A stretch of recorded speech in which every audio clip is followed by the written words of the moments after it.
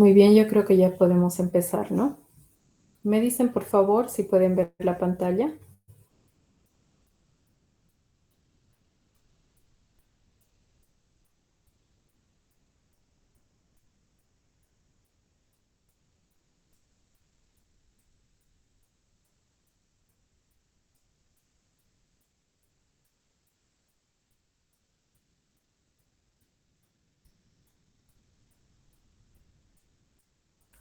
¿Se puede ver?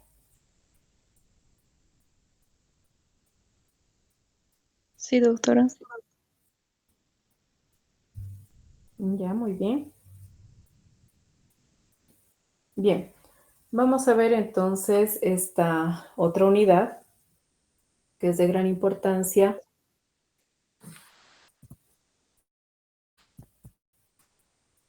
más que todo sobre, con respecto al manejo, ¿no? De los antibióticos o los antimicrobianos.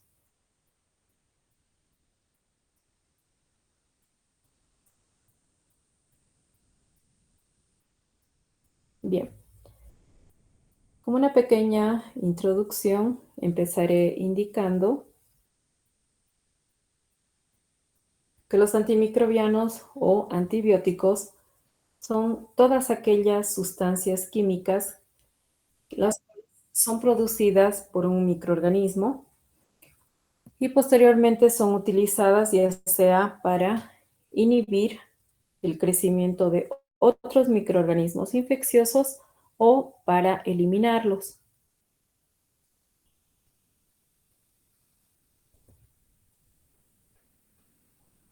Bien, entonces ese sería el concepto básico de lo que es un antiinflamatorio, ¿no? O perdón, un antibiótico o antimicrobiano. No creo que siguen ingresando.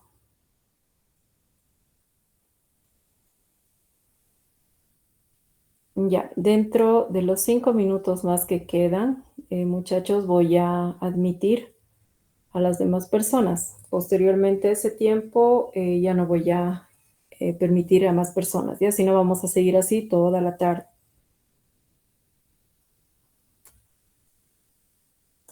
Ya, entonces a partir de ahora corren los 5 minutos. Muy bien.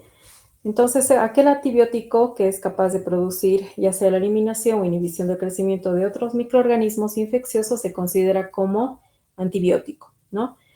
Una propiedad común de los antibióticos es la toxicidad selectiva, es decir, esta es constituida como una característica general para la elección de lo que son los antimicrobianos o los antibióticos.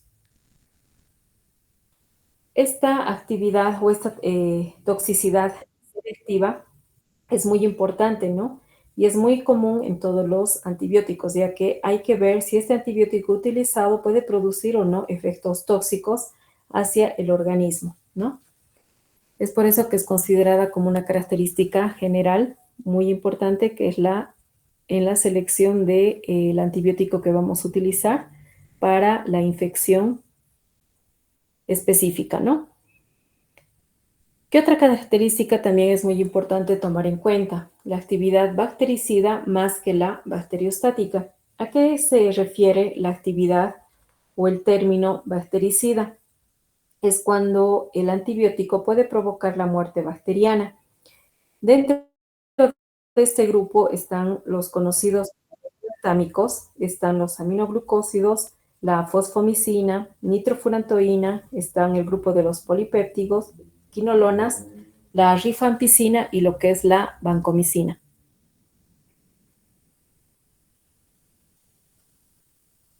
En cambio, el término bacteriostático quiere decir que es aquel antibiótico que tiene la capacidad de bloquear el desarrollo de las bacterias. Dentro de este grupo están las tetraciclinas, las sulfamidas, está el trimetoprim, cloranfenicol, el grupo de macrólidos y lo que son las lincosamidas. Otra característica para la selección de los antimicrobianos es que este no tiene que generar resistencia. Si usamos un antibiótico que es capaz de generar resistencia, no va a servir para el tratamiento del paciente, ¿no? Entonces tendríamos que buscar otro tipo de antibiótico perteneciente a otro grupo. De igual manera, la efectividad contra un amplio espectro bacteriano quiere decir que el antibiótico o el antimicrobiano que estamos seleccionando tiene que tener un amplio espectro, es decir, tiene que servir tanto para bacterias gram positivas como para bacterias gram negativas. A eso se refiere. No deben ser alergénicos ni causar efectos colaterales.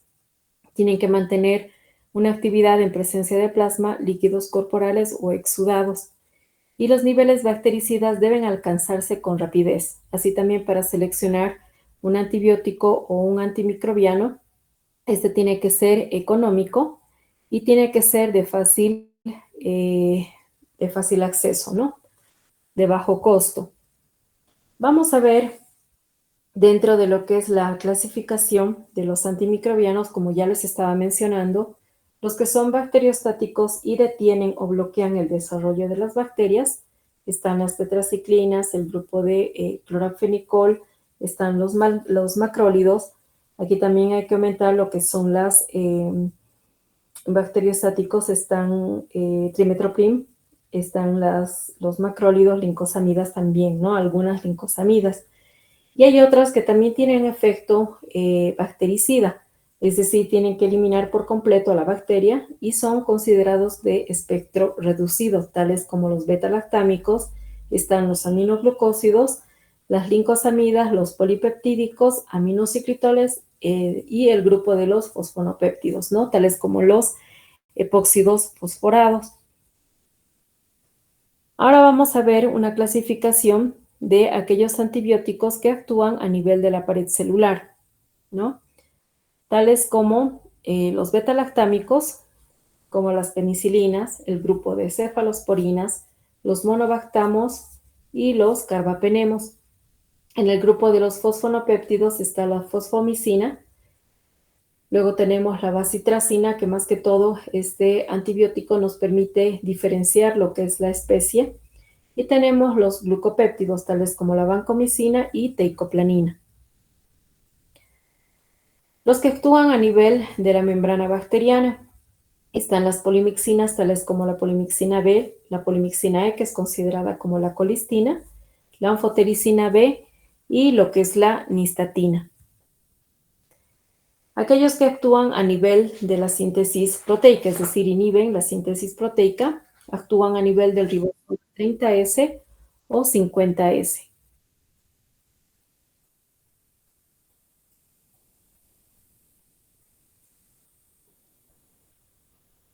¿Quiénes están dentro de este grupo? Están los macrólidos, las lincosamidas, streptograminas, el grupo de los anfenicoles, principalmente el cloranfenicol, están las tetraciclinas y los aminoglucósidos. Los que actúan a nivel de la síntesis de ácidos nucleicos están las quinolonas a través de la DNA girasa, las rifamicinas, tales a nivel de la RNasa polimerasa DNA dependiente, los nitrofuranos, principalmente la nitrofurantoína y los nitroimidazoles. Otro grupo que son considerados como antimetabolitos y las diaminopirimidinas están las sulfas o sulfonamidas y trimetroprima.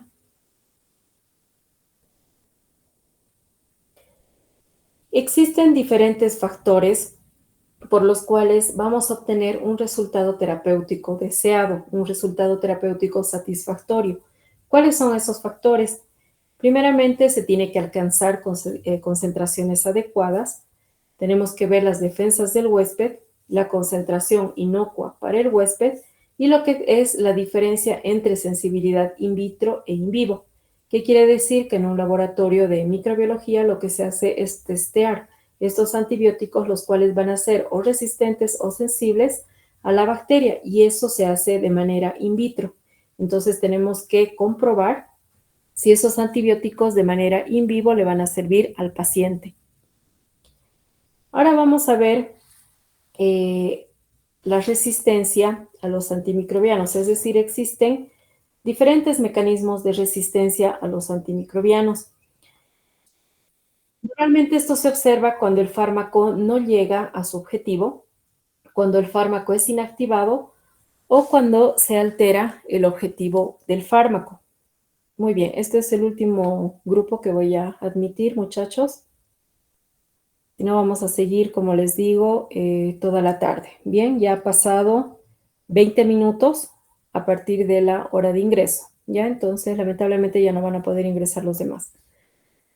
Bien, entonces, esos son los algunos factores que pueden influenciar en lo que es la resistencia a los antimicrobianos. Pero así también existen diferentes mecanismos que pueden producir esta resistencia a los antibióticos, ¿no? ¿Cuáles son esos mecanismos? Puede ser lo que es la inactivación del agente antimicrobiano cuando se producen diferentes tipos de enzimas, ¿no? Las cuales van a destruir o inactivar el antibiótico. Este es un mecanismo muy frecuente por el cual muchas bacterias se muestran resistentes a una gran variedad de agentes antimicrobianos de diversa estructura. Existen diferentes ejemplos como ser las beta-lactamasas, que son enzimas modificantes de aminoglucósidos y cloranfenicol, ¿no? Y lo que son las cloranfenicol acetiltransferasas. Otro mecanismo de resistencia es la disminución de la concentración del antibiótico. La bacteria va a producir mutaciones en la pared y esto va a hacer que impida la entrada del antibiótico. Puede ser el caso de las tetraciclinas, los aminoglucósidos, la fosfomicina, etcétera, y que alteran los sistemas de transporte o la salida del fármaco, ya sea por expulsión activa. Estos mecanismos lo que hacen es impedir que el fármaco se acumule en cantidad suficiente para que sea eficaz, ¿no? Y eso va a dar lugar a la resistencia a este antimicrobiano. Otro mecanismo de resistencia es la alteración en la diana sobre la cual actúa el fármaco. ¿A qué se refiere? Este tipo de resistencia se debe a alteraciones, ¿no? Que pueden existir en determinadas enzimas o en la capacidad de fijación a los ribosomas, ¿no? Las enzimas diana pueden ser alteradas de forma que el fármaco tenga menos afinidad para el agente bacteriano. Este es el caso de las modificaciones inducidas en las proteínas fijadoras de membrana, que catalizan la síntesis del peptidoglicano y la diana específica de los beta-lactámicos, ¿no? Entonces, la resistencia a las quinolonas también se produce como consecuencia de alteraciones en la diana, ya sean mutaciones a nivel de la ADN girasa o en la topoisomerasa 4. La modificación en la diana ribosómica es un mecanismo de resistencia muy importante en determinadas familias de los antimicrobianos, como las tetraciclinas, macrólidos, las lincosamidas y el cloranfenicol, ¿no? A eso se refiere ese mecanismo de resistencia. Y finalmente tenemos otro que es el desarrollo de vías metabólicas alternativas, en el cual algunas bacterias pueden desarrollar otras vías metabólicas alternativas, ya sea utilizando factores de crecimiento distintos de las células no resistentes. Entonces existen bacterias resistentes a la trimetoprim por una alteración de la enzima timidilato sintetasa, porque pueden sintetizar timidina por vías alternativas. Todas estas modificaciones de los microorganismos resistentes se deben a los cambios que pueden existir en el genotipo. Para ello pueden utilizar material genético ya sea propio o extraño mediante la transmisión de caracteres hereditarios de una bacteria dadora a otra que puede ser receptora, ¿no? Entonces estos son los mecanismos de resistencia que pueden existir a los antimicrobianos. En resumen, tenemos estos mecanismos, los cuales ya he mencionado, ¿no? En resumen está lo que es la mutación, la transducción, lo que es la transformación de DNA libre en el entorno y conjugación, que son genes, como les estaba explicando, de una célula a otra por el pelo sexual o por puente. ¿Cuáles son los agentes antimicrobianos de uso clínico? Ustedes recuerdan, esto han llevado muy bien en la parte de microbiología. ¿En qué consiste la estructura bacteriana? ¿Alguien me puede indicar?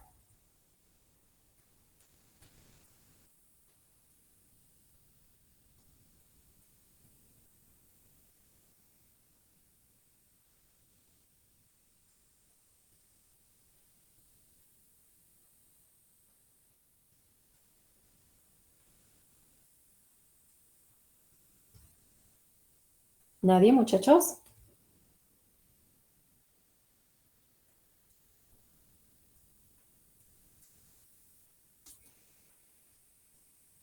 Ya, si ustedes recuerdan, la bacteria está constituida por lo que es la pared celular.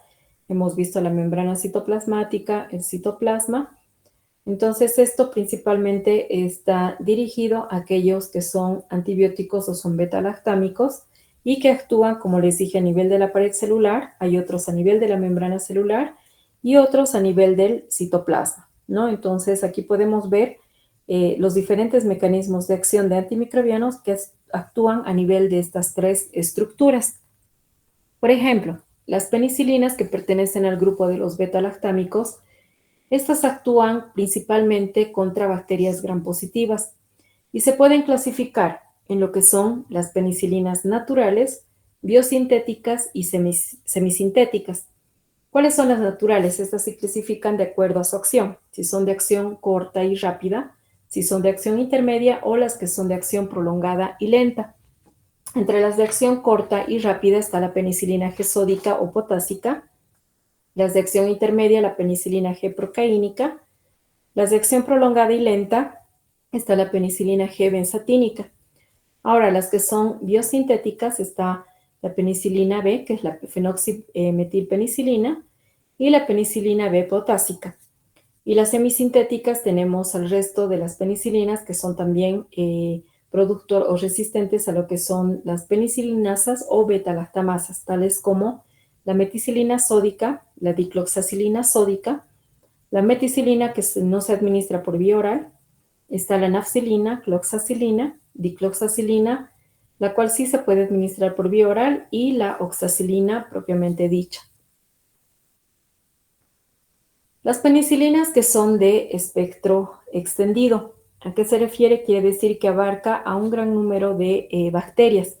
Puede ser la ampicilina, la moxicilina, la carbenicilina, está la ticarcilina, aslocilina, meslocilina y la piperacilina, que es considerada como un antiseudomónico, es decir, se utiliza para la pseudomona, el género de las pseudomonas, como ser de especie la aeruginosa, y son infecciones, pueden ser causantes de infecciones intrahospitalarias, ¿no? ¿Cuáles son los efectos tóxicos que pueden causar este grupo de penicilinas? El índice quimioterápico es casi infinito.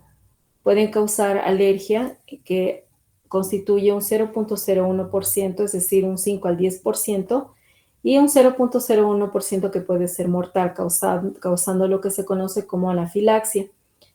Pueden producir lo que es albuminuria y hematuria, leucopenia, es decir, cuando observamos albúmina y sangre a nivel de la orina. Eso es albuminuria y hematuria. Leucopenia cuando baja la cantidad de leucocitos, y pueden causar superinfección, es decir, no solamente pueden causar lo que son infecciones de un solo tipo, sino causar de otro tipo, es decir, puede haber una infección mixta, ¿no? Viendo ya lo que son la principal característica al igual que de las cefalosporinas, la habilidad por inhibir enzimas bacterianas, estas se denominan las proteínas ligadoras de penicilina, se abrevian como PBPs, y son esenciales para la síntesis del peptidoglicano. La activación de enzimas autolíticas nos va a dar lo que es la bactericidia. ¿Alguien me puede decir qué se refiere autolítica, una enzima autolítica?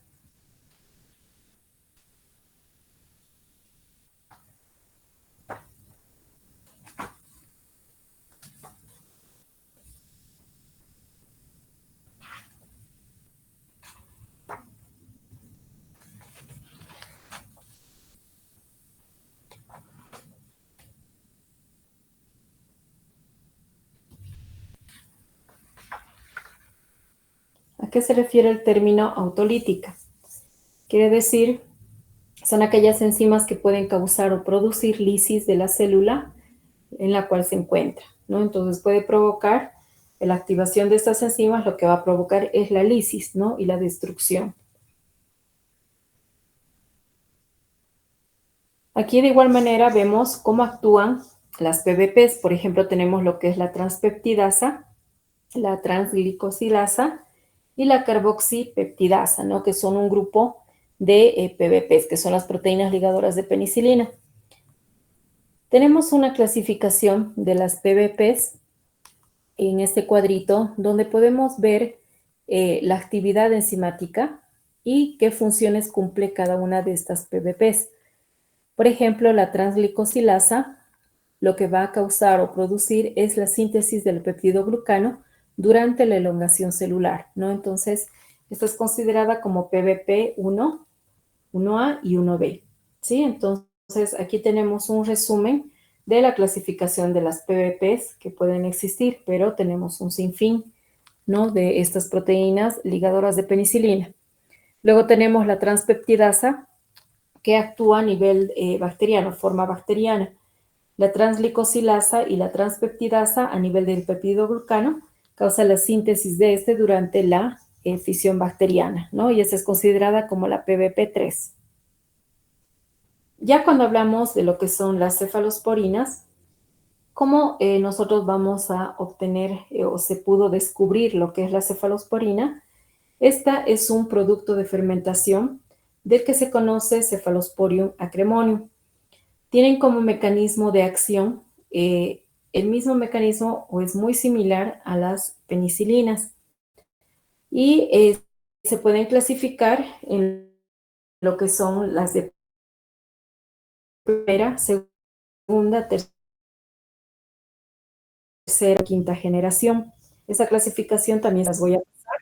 Las de primera generación, como pueden ver, está el cefadroxilo, la cefasolina, la cefalexina, tenemos la cefalotina, cefapirina, cefradina y la cefaloridina. Los de segunda generación tenemos el cefamandol, cefuroxima, ceftosil, cefaclor, cefmetazol, cefotetán y cefoxitina. En muchas situaciones la cefoxitina se la puede utilizar para que nos pueda diferenciar género, ¿no? Entonces, este antibiótico también nos va a servir para tratamiento o para diferenciación de género. Las de tercera generación, tenemos la cefdinir, la cefixima que se puede dar por vía oral, la cefoperazona, cefotaxima, ceftazidima, está la ceftriaxona, cefmenoxima y ceftizocima. Las de cuarta generación, está el cefepime, cefsulodimo, que puede ser teratogénico, y cefpirón. Y como les dije, tenemos una quinta generación, que está la ceftarolin, y la otra clasificación que es considerada como cefalosporina siderófora, que está el cefiderocol, ¿no? Entonces esa clasificación también se las voy a pasar, muchachos. Ya actualmente, como les dije, se va actualizando la cantidad de antibióticos o la clasificación, ¿no?, de estos antibióticos que se pueden utilizar en diferentes bacterias.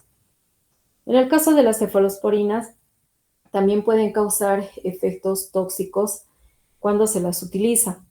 ¿Cuáles son esos efectos tóxicos? Pueden causar molestias gastrointestinales, la presencia de proteínas y cilindros en la orina, pueden ser también causantes de alergia en el 10%, que puede ser cruzada con penicilinas. Otros betalactámicos tenemos el grupo de los monobactamos.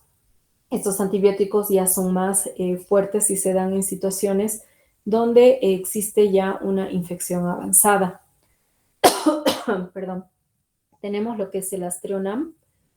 Este monobactamo tiene una actividad limitada a bacilos gram negativos y una inactividad contra Acinetobacter sp, que es considerado como un bacilo gram negativo no fermentador, al igual que la Pseudomonas aeruginosa, ¿no? Pero en este caso tiene muy buena acción sobre esta bacteria, que es la Pseudomonas. Los carbapenemos son los únicos beta-lactámicos con amplio espectro de actividad. Principalmente tenemos el imipenem y el meropenem. Tienen excelente actividad contra bacterias gram positivas, tales como el estafilococos, los que son meticilinos sensibles, el género Streptococcus y el género Enterococo. Tiene buena actividad contra bacterias gram negativas, el meropenem es mucho más activo contra Pseudomonas aeruginosa en comparación con el imipenem. Tenemos otro grupo de los carbapenemos denominados las tianamicinas. Cuando se administra lo que es el imipenem más la cilastatina, que es un antimicrobiano parenteral, con el espectro más amplio conocido en la actualidad.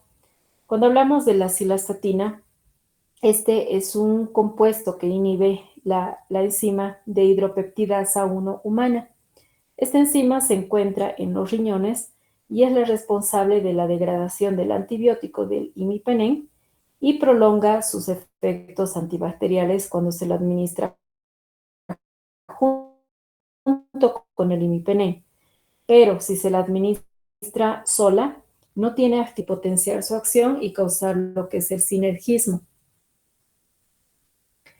Tenemos lo que son también los inhibidores de beta-lactamasas. Estos son llamados inhibidores suicidas. Se unen a la enzima cambiando su estructura o inhibiéndola, ¿no? Tales como el ácido clavulánico, lo que es el sulbactam y lo que se conoce como tazobactam. Aquellos antibióticos que inhiben la síntesis de la pared celular, también mencionamos los fosfonopéptidos. Está la fosfomicina. Este actúa inhibiendo una enzima que es la piruviltransferasa, actuando a nivel de la glucosa 6-fosfato, ¿no? La fosfomicina tiene amplio espectro tanto para bacterias gram positivas como para gram negativas, además de estafilococos, excepto lo que es el Staphylococcus saprophyticus y el capitis. De igual manera, la cicloserina, que pertenece al mismo grupo, inhibe la síntesis de la pared celular. Este inhibe de manera competitiva a nivel de la L-ananina racemasa y la L o la D-alanina sintetasa. Este es un fármaco antibacteriano o antimicrobiano de segunda línea, ¿no? Pero que también se lo está utilizando. De igual manera, tenemos otro antibiótico como ser la bacitracina. En el caso de la bacitracina, esta puede, como les dije, diferenciar lo que es especie en el caso del género Streptococcus.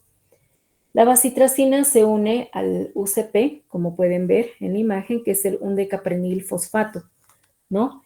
Lo que hace es bloquear su desfosforilación, impidiendo que se pueda usar de nuevo en el transporte del disacárido pentapéptido. Este antibiótico, como ser la bacitracina, tiene también utilidad tanto para cocos gram positivos, excepto el Streptococcus del grupo B, la Neisseria sp y de forma variable en el caso del Clostridium difficile, que es un bacilo considerado como un bacilo gram positivo. ¿Qué efectos tóxicos pueden producir estos grupos polipeptídicos? Pueden afectar el riñón, son nefrotóxicos, sobre todo la bacitracina. Entre los efectos tóxicos están causar lo que son las parestesias bucales, peribucales, que causan hormigueo o adormecimiento. Pueden producir mareos y también somnolencia. Tenemos el otro grupo que son los glucopéptidos, también actúan a nivel de la pared celular, específicamente a nivel del peptidoglicano. Están los glucopéptidos que actúan recubriendo lo que es el extremo de alanina del disacárido pentapéptido. Evitan la acción de las enzimas glucosiltransferasa y la transpeptidasa y por lo tanto van a evitar lo que es la elongación del peptidoglicano. Actúan, como les dije, a este nivel, a nivel del extremo de alanina del disacárido pentapéptido, ¿no? Y este otro grupo, que están los que inhiben también la organización estructural del peptidoglicano, está la vancomicina y la teicoplanina, ¿no? Son moléculas grandes, mayormente es conocido por la capacidad de ser moléculas grandes, y en el caso de atravesar lo que es la membrana externa de las bacterias, ¿no? De gram negativos, es por eso que está restringida simplemente a gram positivas, ¿no? Por el gran tamaño que tienen. Son activas para el caso del Staphylococcus meticilino resistentes y son sensibles para estreptococos y enterococos, ¿no? Así también para el género Clostridium, principalmente la especie Difficile, y el género Corynebacterium también. Cuando hablamos de la estructura química, estos pueden compartir lo que es el anillo beta-lactámico, que es considerado como el talón de Aquiles de estos compuestos, ¿no? Por eso son beta-lactámicos, por eso son considerados como beta-lactámicos. En el caso de la vancomicina, esta inhibe la síntesis del peptidoglucano a nivel de la pared celular, se une al extremo de de la alanina, e inhibe el peptidoglucano polimerasa. Así también inhibe la síntesis del RNA. ¿Cuál es la farmacocinética? Es decir, como les dije, la farmacocinética es todos aquellos procesos físico-químicos por los cuales va a atravesar este antibiótico en el organismo. Solamente se puede dar por vía oral para el tratamiento en el caso de la colitis pseudomembranosa y se lo tiene que hacer por vía parenteral. La vancomicina también puede producir diferentes efectos tóxicos, como ser la hipotensión arterial, baja lo que es la presión arterial, puede causar disminución de los leucocitos causando leucopenia, da lugar a lo que son las alergias y también puede causar flebitis. La flebitis es una inflamación de una vena y la tromboflebitis es cuando aparece un coágulo de sangre que puede causar la inflamación, ¿no? En este caso, la flebitis puede ser superficial o puede ser profunda. Ahora tenemos otros antibióticos que actúan a nivel de la síntesis proteica. Unos actúan a nivel de la subunidad 50S, como pueden ver acá, del ribosoma bacteriano, y otros actúan a nivel de la subunidad 30S del ribosoma bacteriano. Vamos a ver cuáles actúan en qué subunidad. Tenemos en este caso los aminoglucósidos, tales como la streptomicina, tenemos la neomicina, gentamicina principalmente, también la amikacina, lo que es la paramomicina, cisomicina, aminocidina, etcétera, ¿no? Entonces, todos estos antibióticos pertenecen a lo que son los aminoglucósidos y actúan a nivel de inhibiendo la subunidad 30S del ribosoma bacteriano. ¿Cuál es su mecanismo de acción? Como les dije, inhibe la síntesis proteica a nivel de la subunidad 30S del ribosoma bacteriano y evitan la fijación del RNA mensajero. Estos aminoglucósidos tienen actividad dirigida tanto para bacterias gram negativas como gram positivas, tales como el estafilococos, y son considerados como bactericida, ¿no? Es decir, que eliminan por completo la bacteria. Aquí tenemos otra imagen de aquellas que actúan, como les dije, a través de la subunidad 50S y de la subunidad 30S del ribosoma bacteriano. De igual manera, este es un resumen de aquellos ribosomas que actúan a nivel de la subunidad 30S y otros a nivel de la subunidad 50S del ribosoma bacteriano. Principalmente se produce lo que es la fase lenta, inicial lenta, y una fase posterior rápida. Hay difusión del aminoglucósido al interior bacteriano y posteriormente alcanzan los ribosomas, ¿no? Como les dije, algunos alcanzan el ribosoma a la subunidad 30S y otras alcanzan lo que son la subunidad 50S. En este caso, los aminoglucósidos también pueden producir efectos tóxicos. Pueden producir toxicidad directa, como el caso de las alergias y la superinfección, y otros efectos tóxicos cuando actúan a nivel del octavo par craneal, que es el auditivo. Tenemos la gentamicina y la streptomicina, tobramicina, que actúan sobre la rama vestibular del octavo par craneal, y la neomicina y canamicina actúan sobre la rama coclear del octavo par craneal, ¿no? También se considera que la neomicina es más neurotóxica. Es por eso que se tiene mucho cuidado cuando se administra este antibiótico. Como les dije, pueden ser nefrotóxicos. La menos tóxica es la streptomicina. ¿Cuál es la farmacocinética? Estos no se usan por vía oral.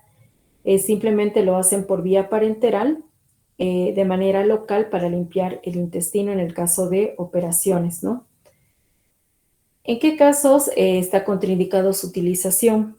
En el caso de la insuficiencia renal, en los ancianos, cuando se utiliza la anestesia, y en el caso de aquellos pacientes que sufren miastenia grave, es decir, es un trastorno autoinmunitario donde existe debilidad de los músculos voluntarios, ¿no? Esa es la principal característica de la miastenia grave. Otro grupo son las rifamicinas. Tenemos la rifampicina principalmente o la rifampina y la rifocina o rifamicina.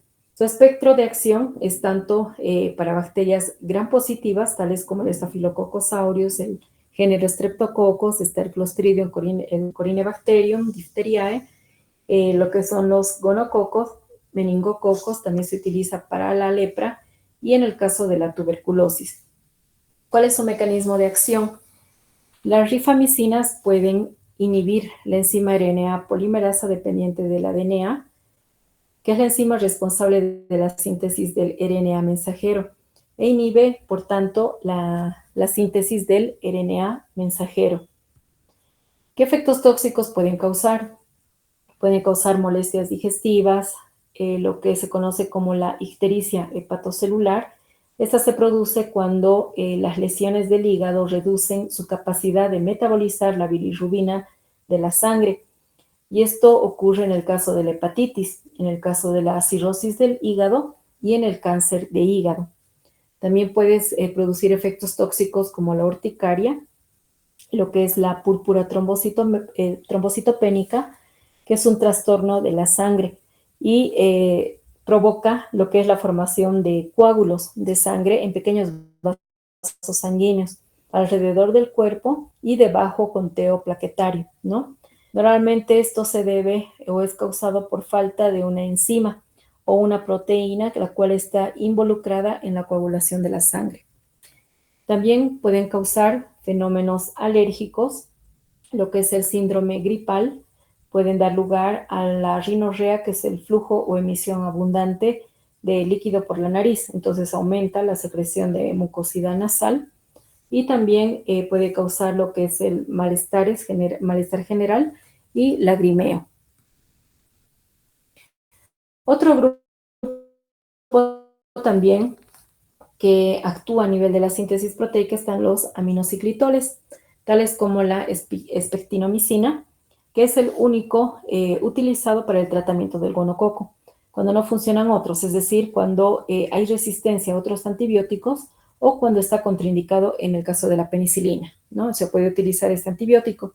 Su mecanismo de acción es que inhibe la síntesis proteica y actúa a nivel de la subunidad 30S del ribosoma bacteriano.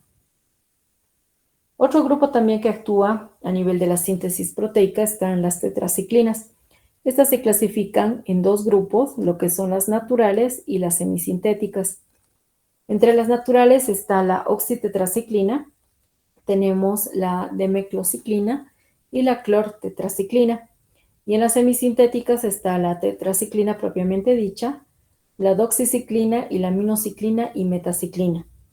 Este grupo de antibióticos tienen como mecanismo de acción inhibir la síntesis proteica a nivel de la subunidad 30S del ribosoma bacteriano. Tienen un gran espectro de acción para bacterias gram positivas y gram negativas y también se lo puede utilizar en el tratamiento del cólera. ¿Qué efectos tóxicos pueden causar este grupo de antibióticos?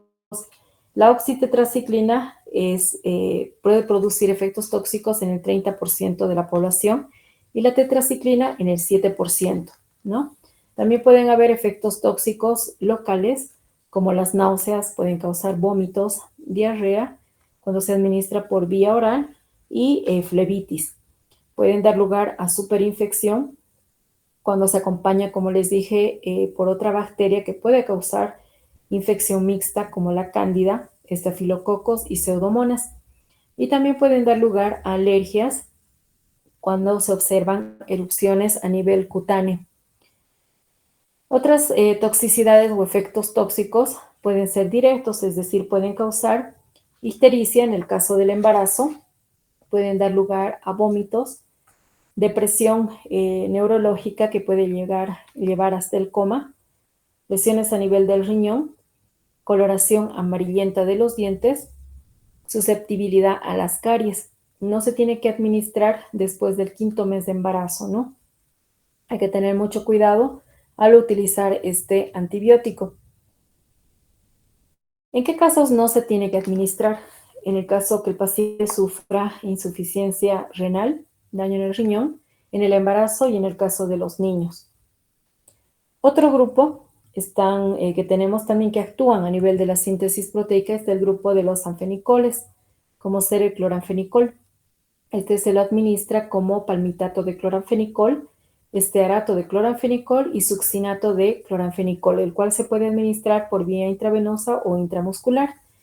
Y tenemos lo que es el tianfenicol, el glicinato, que también se lo administra por vía intravenosa o intramuscular. Como les dije, su mecanismo de acción, de igual manera, es inhibir la síntesis proteica, pero este lo hace a nivel de la subunidad 50S del ribosoma bacteriano. Eso lo diferencia del grupo de las tetraciclinas. Si ustedes recuerdan, las tetraciclinas actúan a nivel de la subunidad 30S del ribosoma bacteriano. ¿Cuál es su espectro de acción? El grupo de los anfenicoles abarcan tanto para bacterias gram positivas como para gram negativas. Tienen alta capacidad de penetración en tejidos y por eso se utiliza en el caso de Salmonella typhi, causante de fiebre tifoidea. ¿Qué efectos tóxicos pueden producir el grupo de los anfenicoles? Pueden causar lo que se conoce como depresión medular o aplasia medular, que es la desaparición total o parcial de las células que se encuentran en condiciones normales en la médula ósea de los huesos y pueden actuar como precursores de las diferentes células de la sangre, ¿no? Así también pueden causar lo que se conoce como anemia plástica, que es irreversible y puede ser mortal. En este caso, la anemia plástica es un trastorno sanguíneo, es poco común, pero es grave, en donde la médula ósea no produce suficientes células sanguíneas nuevas, ¿no? Entonces es muy peligroso, como les dije, es irreversible y puede llegar a ser mortal. Así también el grupo de anfenicoles puede causar el síndrome gris, que se debe a acumulación en el recién nacido. Puede dar lugar a vómitos, distensión, puede dar lugar a disnea, que es cuando le falta el aire o tiene dificultad para respirar. El niño se pone cianótico, se pone pálido, sufre palidez, colapso y finalmente muerte a las 24 horas, ¿no? Eso se conoce como el síndrome gris. ¿Qué otros efectos tóxicos puede causar este grupo? Puede dar lugar a clositis, que es una inflamación a nivel de la lengua, estomatitis, que es cuando se observa inflamación de la membrana mucosa de cualquiera de las estructuras de la boca. Puede ser mejillas, cuando hay inflamación a nivel de las encías, de la lengua, de los labios, a nivel de la garganta, de la base de la boca, ¿no? También puede dar lugar a náuseas, vómitos y diarrea. Puede causar alergias, neuritis óptica, que es una inflamación a nivel del nervio óptico, con reducción repentina de la vista, ¿no? Así también pueden dar lugares a erupciones a nivel de la piel. Y lo que les dije que es superinfección, que es rara vez cuando esta aparece, pero también se puede dar. ¿Y en qué caso se utiliza el cloranfenicol? Como vieron, en el caso de que el paciente tenga Salmonella typhi, que es causante de fiebre tifoidea, o en algunas infecciones sensibles, ¿no? Que no sean tan fuertes. Otro grupo también que actúan a nivel de la síntesis proteica. Está el grupo de macrólidos, las lincosamidas y estreptograminas. Se abrevia como LSB. Este grupo actúa de igual manera inhibiendo la síntesis proteica y actúa a nivel de la subunidad 50S del ribosoma bacteriano. ¿A quiénes tenemos como macrólidos? Está principalmente la eritromicina, está la acitromicina también, en el caso de resfríos fuertes, la claritromicina, diritromicina y roxitromicina. En el caso de las lincosamidas, está la clindamicina, que se utilizan normalmente en el género de estafilococos, en el caso de la lincomicina también. Luego tenemos las streptograminas, la virginamicina y la pristinomicina. El grupo de los macrólidos, como ya les mencioné, tienen como mecanismo de acción inhibir la síntesis proteica a nivel de la subunidad 50S del ribosoma bacteriano y tienen también la capacidad de producir toxicidad. ¿Qué efectos tóxicos pueden causar? Lo que se conoce como la hepatitis colestásica en el 2 al 4% de la población y que puede ser reversible. ¿A qué se refiere la hepatitis colestásica? Es una inflamación hepática provocada por una hepatitis infecciosa y puede producir se produce normalmente detección del flujo de bilis en los canales o en los conductos intrahepáticos, ¿no? Entonces, en ese caso, se conoce como hepatitis colestásica. Otro efecto que puede causar los macrólidos son alergias, anorexia, y está contraindicado en el caso de alergias, en el caso de, como les dije, de enfermedades hepáticas, y tampoco se tiene que administrar por más de 10 días, ¿no? Entonces hay que controlar el tratamiento de este antibiótico. Las lincosamidas, tenemos la lincomicina y la clindamicina, de igual manera inhiben la síntesis proteica a nivel de la subunidad 50S del ribosoma bacteriano. ¿Qué efectos tóxicos puede causar? Pueden ser efectos severos. En el caso de la lincomicina, puede producir la colitis pseudomembranosa, la cual es una inflamación a nivel del colon. Es causado por una bacteria, el Clostridium difficile, y puede llegar a producir diarrea. Hay aparición de placas blanquecinas, a lo que se conoce como pseudomembranas, ¿no? De ahí se debe el nombre. Así también, efectos tóxicos pueden causar efectos como el prurito anal en hombres y en mujeres y el prurito vulvar en el caso de las mujeres.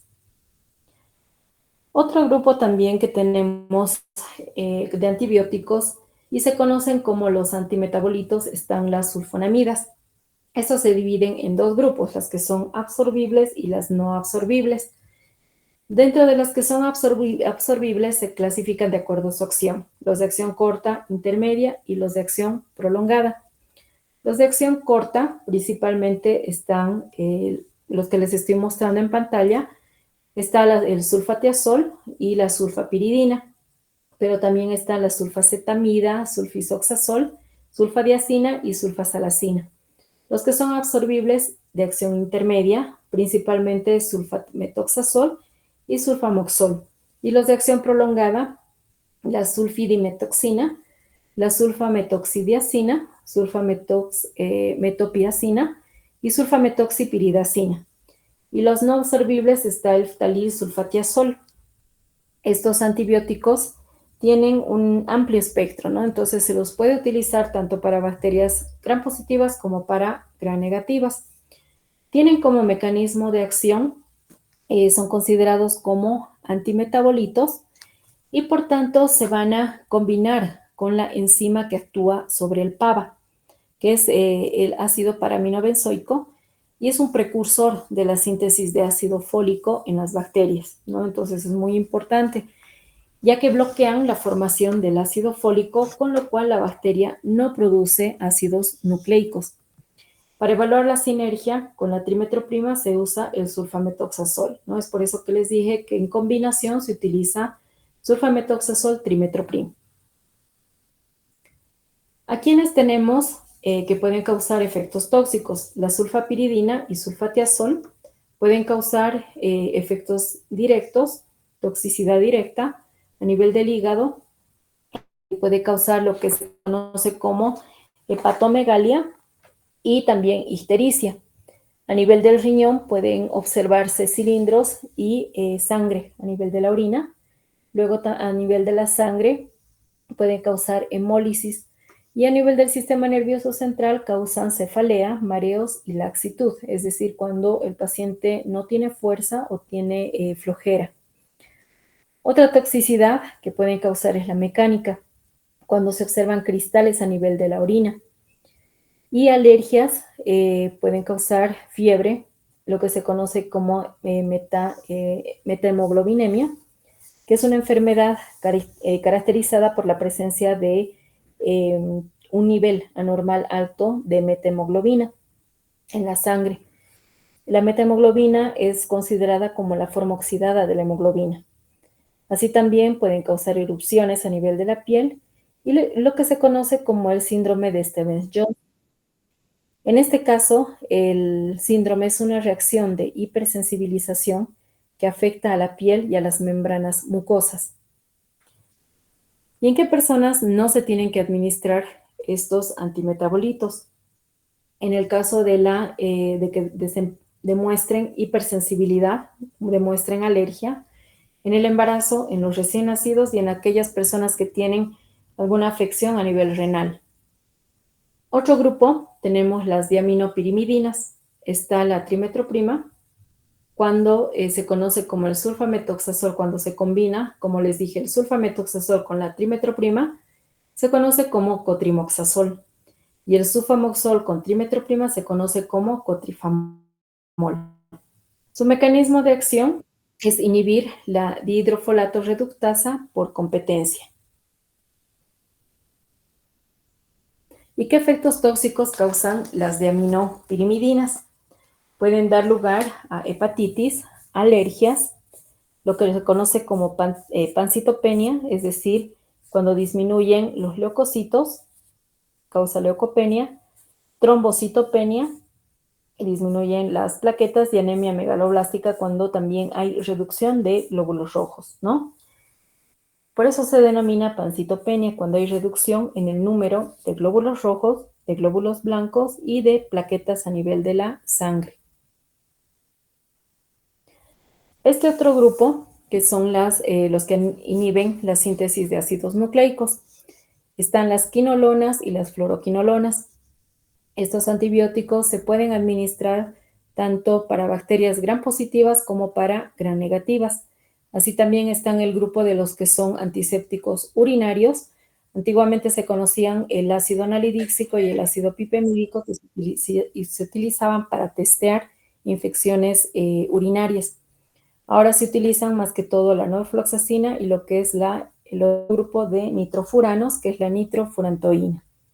¿Cuál es su espectro de acción? Como les dije, se utilizan para bacterias gram positivas y gram negativas, para la E. coli, Escherichia coli, para el género Shigella, para el gonococo también se podría utilizar, para el género Campylobacter y para la Salmonella typhi, que es causante de la fiebre tifoidea, ¿no? ¿Cuál es su mecanismo de acción? Las quinolonas lo que hacen es bloquear las topoisomerasas 2, la DNA-girasa y la 4.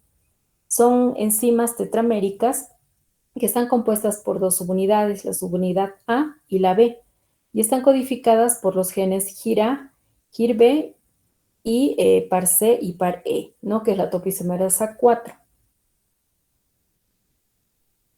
Aquí tenemos, ¿no? Las quinolonas actúan, como les dije, a nivel de las topoisomerasas 2 y 4.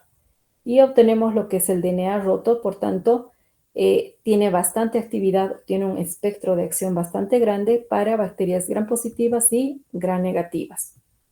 ¿Qué efectos tóxicos pueden causar? A nivel gastrointestinal, lo que es la colitis pseudomembranosa, a nivel del sistema nervioso central, causa agitación, confusión, pueden causar insomnio y dolores de cabeza. Marcha inestable, también hay adormecimiento a nivel de los miembros inferiores, depresión del gusto y olfato, ¿no? Así también como alteraciones visuales. Es por eso que cuando aparecen estos síntomas se tiene que suspender el tratamiento. También las quinolonas y fluoroquinolonas pueden causar alergias. Como les dije, lo que se conoce como el síndrome de Stevens-Johnson, cuando hay una reacción de hipersensibilización que puede llegar a afectar la piel y las membranas mucosas. Hematológica, causan disminución de leucocitos o pueden causar aumento, que es leucocitosis. Puede haber lo que es la aparición de eosinófilos a nivel de la sangre y trombocitopenia, ¿no? Cuando baja el nivel de, el valor normal de las plaquetas. Así también pueden causar mialgias, dolores musculares, artralgias, dolor de articulaciones y fotosensibilidad, que es una respuesta exagerada a la luz, ¿no? Entonces el paciente no tolera la luz. Hay que tener precaución cuando se administra estos antibióticos con el alcohol. Se tienen que sobrehidratar para que exista eliminación renal. Se tiene que tener precaución al administrar en el embarazo y también en la administración en niños y adolescentes, ¿no? No se tiene que administrarlos ya que pueden alterar, pueden haber articulaciones de peso, ¿no? Puede afectar al peso. En el caso de los nitrofuranos, como les dije, la nitrofurantoína es un antiséptico urinario, es uno de los principales antisépticos o antibióticos que se administran en el caso de una infección urinaria. Este es bactericida, destruye por completo la bacteria.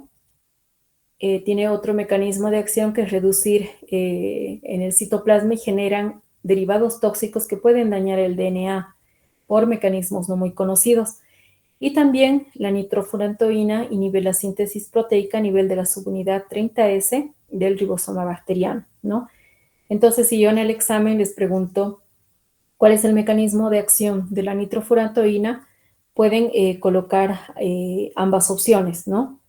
Dañan el DNA o pueden inhibir la síntesis proteica, ¿no? A nivel de la subunidad 30S del ribosoma bacteriano.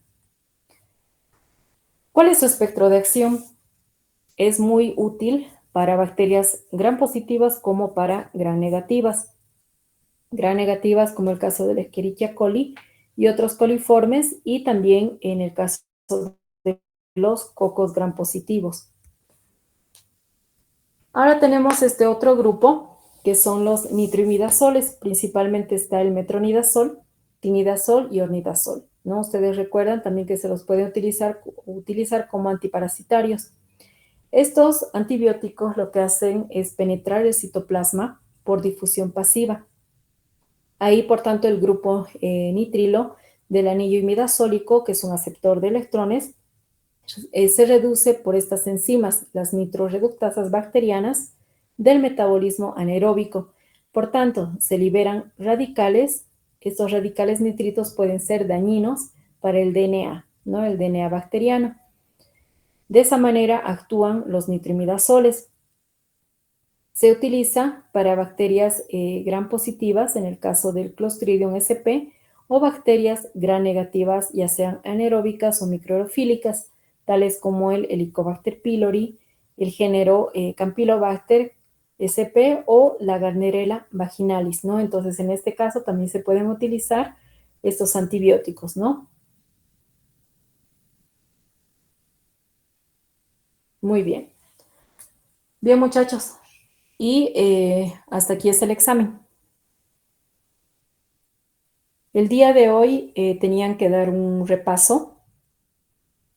Les dije, ¿no? Que se preparen para dar un repaso, pero creo que tienen una actividad, ¿no? Con la doctora Cecilia en toxicología, así que no se preocupen. La siguiente semana me gustaría que volvamos a repasar esta parte de los antibióticos.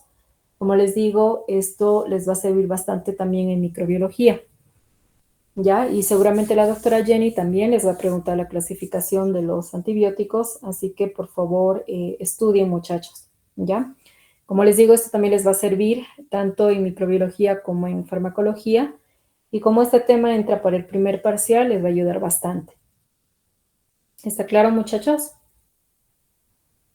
No es un tema difícil, es un tema bastante bonito, esta parte de los antibióticos. Y de todas maneras yo voy a subir al Classroom el temario para el primer parcial. No sé si están de acuerdo o ustedes ya saben qué temas entra al examen. Eh, Está bien, doctora, ¿podría subir el tema y la diapo de esa clase más, por favor? Para el Claro que 10. sí. Sí, claro que sí, Carmen. Que yo tenga entendido, el 3 está programado, ¿no? El examen.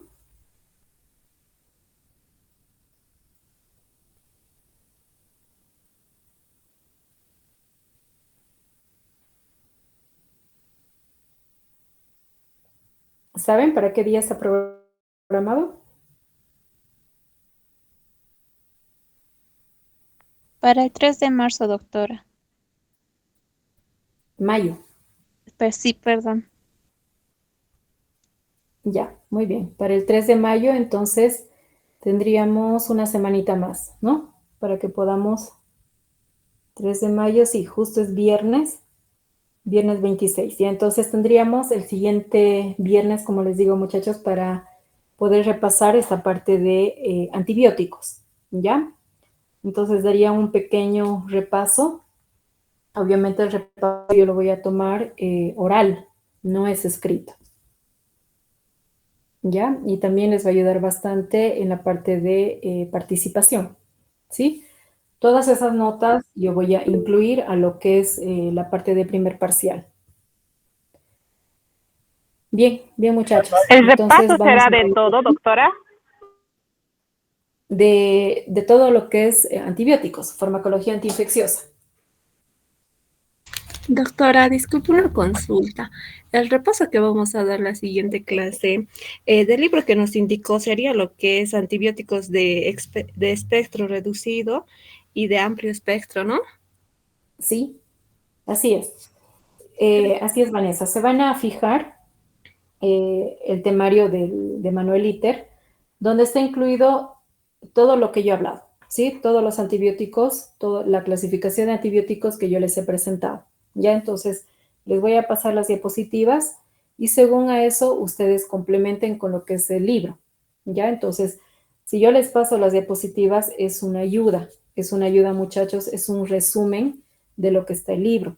Pero eso no quiere decir que solamente tienen que estudiar de las diapositivas, ¿no? Por eso yo les he dado un libro base, ¿no? Que es este libro de Manuel Iter.